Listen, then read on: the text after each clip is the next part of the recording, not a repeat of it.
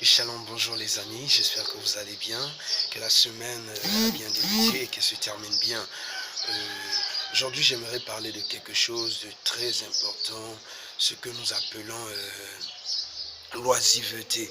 L'oisiveté ou encore le fait d'être inactif, le fait de ne rien faire du tout. Ça veut dire que vous êtes là, vous vous ennuyez, vous êtes là, vous n'avez rien à faire.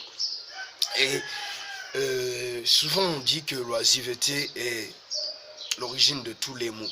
Ça veut dire quand quelqu'un est oisif, quand quelqu'un ne fait rien, il est inactif, c'est une personne qui est exposée à tout. Souvenez-vous de David. David, c'était la saison, la Bible dit, pendant la saison de la guerre, au lieu d'aller en guerre avec tout le monde, David est resté chez lui. Et lorsqu'il est resté chez lui, il a eu une envie de pouvoir marcher, de pouvoir se défouler.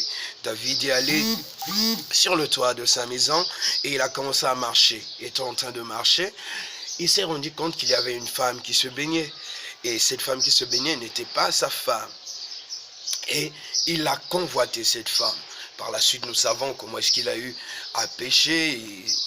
Il a accouché avec cette femme et l'enfant est mort. Et par la suite, il y a eu l'épée en Israël, il y a eu l'épée dans sa maison parce que l'oisiveté était là.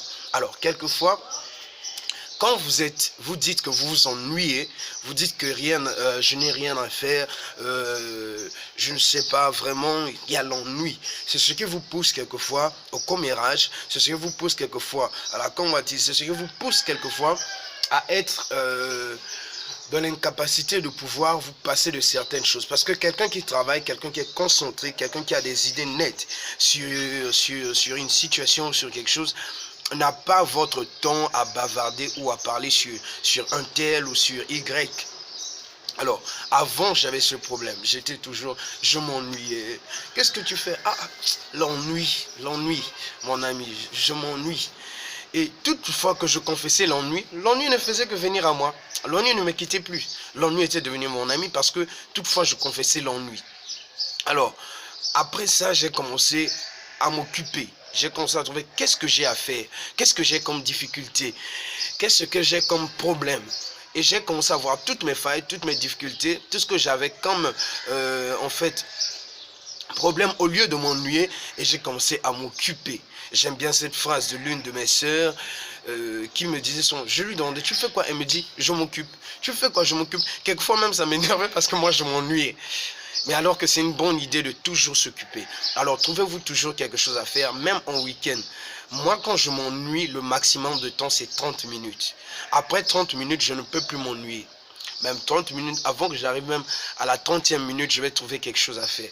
Trouvez-vous toujours quelque chose à faire parce que l'oisiveté est vraiment la source de tous les maux. Quand vous vous ennuyez, quand vous n'avez rien à faire, le péché est là. Quelquefois, Satan vous fatigue seulement parce que vous n'avez rien à faire. Mais quand tu es occupé, il y a d'autres péchés, il y a certaines choses que tu ne peux pas faire. Voilà, que Dieu vous bénisse et bon week-end. Votre frère Neshama, merci pour tout ce qui me suit à Abidjan, Paris, je dis encore où, Algérie, ceux qui m'écrivent, m'appellent. Merci, que Dieu vous bénisse. Et si vous n'avez pas encore fait, pour ceux qui sont au Maroc ou au Congo et autres, écrivez-moi, vous avez des questions, n'hésitez pas. Je remercie tous ceux qui m'écrivent et tous ceux qui pensent à moi. Prière de me soutenir et de m'encourager. Que Dieu vous bénisse. On se retrouve à très bientôt pour demain pour Morning Motivation. God bless you.